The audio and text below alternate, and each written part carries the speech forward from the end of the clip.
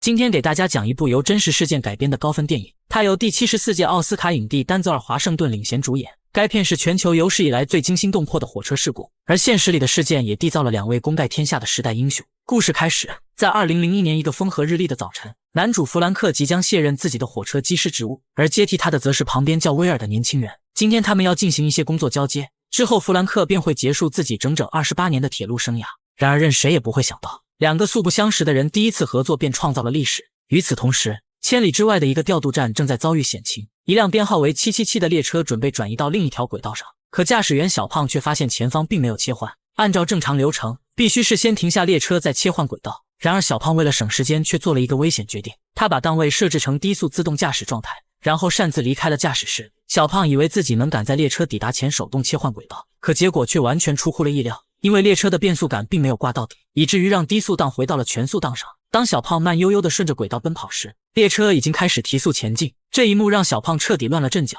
意识到列车才刚刚加速，于是他赶紧迈着矫健的步伐追赶，试图想重新上去控制列车。虽然最终抓住了扶手，可就在上去时还是出现了意外，小胖脚下一滑，重重地摔在地上，而他也只能眼睁睁地看着777自动离开。这么精彩的剧情，还得是在我新换的电脑上看。旧的联想拯救者我放转转上回收了1900多，像我换下来的旧手机、笔记本、耳机啥的，都会约转转工程师免费上门估个价，价格满意现场打钱，特别靠谱。总之听我的，二手回收认准转转 APP 就对了。随后小胖急忙来到调度中心汇报情况，不过他却谎称自己设置了独立刹车，因此列车的速度不会超过25英里每小时。主管康妮听后松了口气，庆幸这个速度完全在可控范围，他没有过多的责怪小胖，但却命令他赶紧开车去追。紧接着康妮给下个站点的杰德打去电话，并让他立即前往777的必经之路切换轨道，这样就能保证列车会驶进一条废弃的路线。虽然康妮迅速安排了截停计划，但他并不知道列车的真实速度。就当杰德赶到指定地点后，才赫然发现自己已经来晚了。同一时刻的小胖也匆匆赶过来，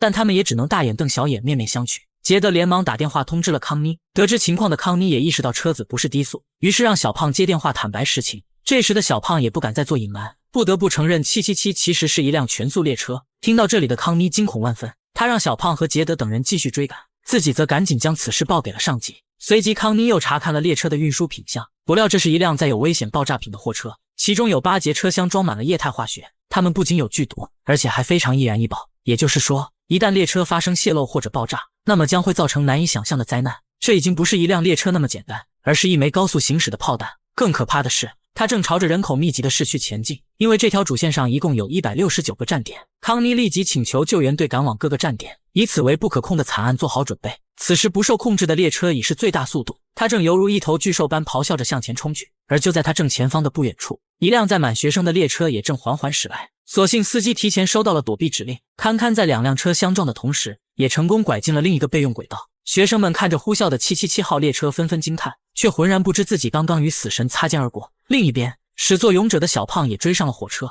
眼下想要让失控的火车停下，唯一的办法就是回到驾驶室重新控制。可此时的速度已经达到80英里每小时，所以接下来的每个动作必须万无一失。就当小胖配合队友成功抓到列车时，却不料前方突然出现了一个障碍物，只是眨眼的功夫，仅有的一次机会也就此错过了。没过多久，紧急救援队伍赶到了各个站点，就连各家媒体也纷纷赶了过来。等到杰德到达这里时，站点两边已经人头攒动，不远处的钢铁巨兽也正咆哮着驶来。然而未等警方封锁站点，一个冒失的老人突然一个急转弯，却将一辆货运车撞进了铁路上，而下一秒，列车直接将他的车子撞成了一堆废铁。如此恐怖的一幕，让现场的所有人倒吸冷气。片刻之后，这些画面被各家媒体发了出去，此事也彻底轰动了整个美国。在了解了具体情况后，列车的最高管理层开始讨论解决方案。本来有人提出了列车脱轨计划，但没想到却遭到了高层的强烈反对，因为脱轨意味着他们会失去火车上的所有，甚至还要赔偿高额的费用，这对公司来说财产损失太大，旗下的股票也会因此大跌。随后众人想出了一个看似可行的方法，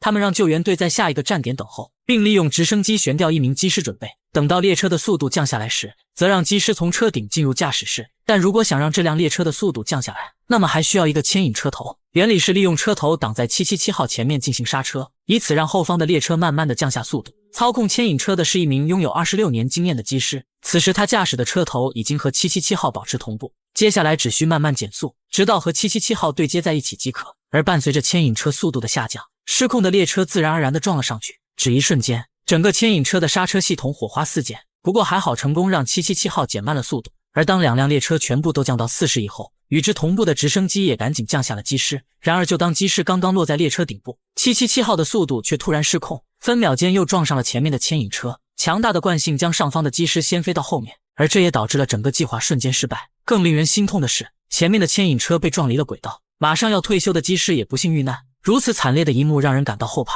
可即便是这样，众人还是没能阻止777号列车的前进。机师的牺牲让大家心情低落，但此刻却不是悲伤的时候。紧接着更紧急的情况随之而来，一辆编号为1206的列车不知何时并入了主线，此时正迎面朝着777号的方向飞快驶来。驾驶1206列车的驾驶员不是别人，而正是最后一天上班的弗兰克以及刚刚入职的新进员工威尔。弗兰克必须赶在下一个轨道切点进行避让，否则一旦和777号产生正面撞击，势必会造成难以估量的灾难。通过和总部沟通，弗兰克知道了事情的前因后果，也明白了现在的情况有多棘手。而就在两车即将相撞之际，弗兰克却突然开始减速。新手威尔见状有些不解，弗兰克则解释，如果速度太快，那么列车切换路线后容易脱轨。与此同时，777号也快速驶了过来。在这惊险万分的时刻，弗兰克驾驶的列车终于成功进入了另一侧。然而因为1206挂载的车厢过多，以至于让最后一节没能成功避过。只一瞬间，777号强大的冲击将其撕成了碎片。好在最后一节车厢是空的，所以并没有引发特别的状况。可接下来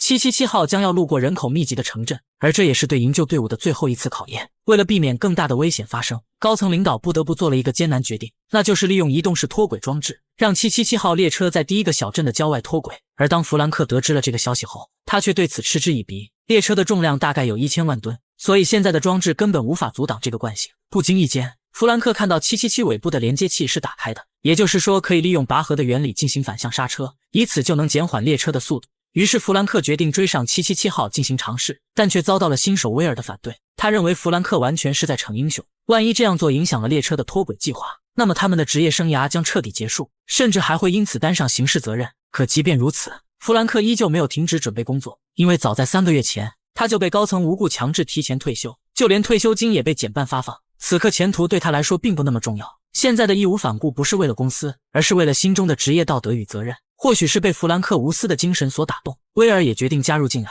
并毅然决然地踏上了充满未知的救援之路。就这样，一老一少驾驶着1206车头开始反追，可他们怎么也不会想到，两人却无疑成了这场灾难的救世主。很快康妮知道了弗兰克的截停计划，于是急忙将列车载有危险品的情况告知了对方。与此同时，下一站的救援队伍已经开始疏散人群，还有一些手持武器的警察提前守在了站点。他们第一步要打坏车上的安全阀，这样就能让车子的速度慢慢的降下来。可安全阀就在油箱的上方，如果手抖没有击中目标，那么可能还会导致车子产生爆炸。令人遗憾的是，武器很难在毫秒间击中安全阀，因此这个方法失败了。好在前方还有高层安排的第二步，只要列车经过移动式脱轨器，也能让这场灾难止步于这个小镇。这是阻止列车前进的最后一个办法，当然也是最坏的一个方法。不过大家显然小看了这辆钢铁巨兽，正如弗兰克所说，脱轨器根本无法阻挡列车。只一瞬间，777号就以极快的速度摧毁了所有脱轨器，并犹如切豆腐一般碾碎了所有障碍。恐怖的场面也震惊了全国上下，眼看着各种方法都不行，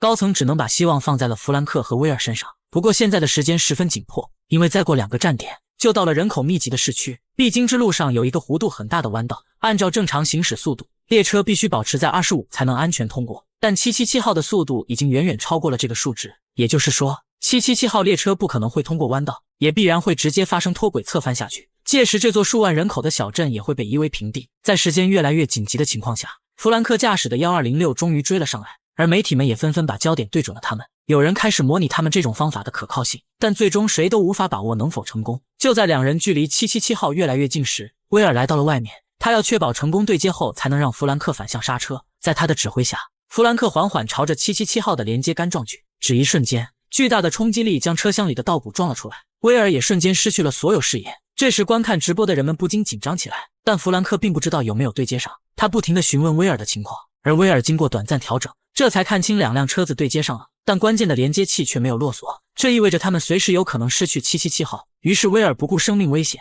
竟然直接跳到了连接杆上，他用手不停地拉扯连接器，试图让它赶紧落锁。幸运的是，百般坚持下终于成功，但因为惯性自己却被列车甩了出去。看着威尔的身影突然消失，人们此时此刻的担心都提到了嗓子，就连弗兰克也认为他凶多吉少。然而奇迹在此刻发生了，威尔凭借强悍的身体素质逢凶化吉，他幸运地爬回了列车，并在无比惊险下捡回了小命。虽然这次脚部受到了创伤，但连接的任务总算是完成了。当威尔顺利地回到驾驶室之后，两人将重心放在了最后的一个站点，也就是最关键也是最危险的大型弯道。弗兰克心里清楚，如果想要安全地渡过弯道，单靠1206的拉扯显然不够。虽然已经大大减缓了整体速度，但想要降到25英里每小时根本不可能。而就在弗兰克陷入绝望时，威尔却提出了一个关键点：既然每节车厢上都有独立刹车，为何不跳过去将它们全部打开呢？如此一来就能拉低整个列车的速度。这下让弗兰克又看到了希望。现在只要将777号后面的几节打开独立刹车，然后再利用1206车头的反向拉扯，那么必然可以达到最大强降速的效果。事不宜迟，弗兰克果断将驾驶位让给威尔，自己则冒险前往777号列车进行手动刹车。这一举措牵动了全国人民的心，大家都纷纷祈祷弗兰克能够顺利完成。随着后面几节车厢的刹车系统启动，整个列车的速度果真降了下来。而此时距离大型弯道也越来越近，弗兰克只能不停歇地跳向一个个车厢。看到速度已经接近25英里每小时，威尔则启动了1206车头的反向刹车，但没想到产生的作用力却直接导致了刹车崩坏。所幸手里还有一个独立刹车，不过需要等进入弯道时才能打开。随着列车快速地逼近大型弯道，弗兰克通知威尔准备启动最后一步。此时这头钢铁巨兽一边的轮子已经倾斜，且随时都有可能发生侧翻的危险。眼见时机已经成熟，关键时刻威尔启动了独立刹车，强大的反作用力又将悬空的轮子拽了回去。他们终于稳住了列车的速度，并安全地驶过了致命弯道。这下让一直关注的人们激动不已，也总算可以缓了一口气息。虽然安全渡过了弯道，但不久后列车的速度还会提升上去。此时弗兰克被一节车厢堵住了去路，超远的距离根本不可能跨越。看到这里的大家不禁都屏住了呼吸。而就在局面陷入僵局之时，杰德却突然开着车子追上了1206，他大喊让威尔跳到自己的车上，并计划趁着现在的速度去追赶车头。很快杰德顺利接到了威尔，两人立刻朝着777的车头疯狂追去。这一幕让所有人振奋不已，全国上下观看直播的人们也都陷入了癫狂。片刻之后，车子和列车达到了同步速度，威尔则直接纵身跳了过去，他成功抓住了扶手，而这也让所有人都激动地大叫起来。经历了几个小时的救援，大家终于齐心协力阻止了这场灾难。而随着威尔缓缓地开始操控驾驶室，本片也宣告了结束。该片改编自2001年俄亥俄州的真实事件，而现实里也犹如影片的剧情一样，很多平凡的人自愿加入了这场救援，也正是他们最朴素的正义和责任感，最终团结一心阻止了一场灾难。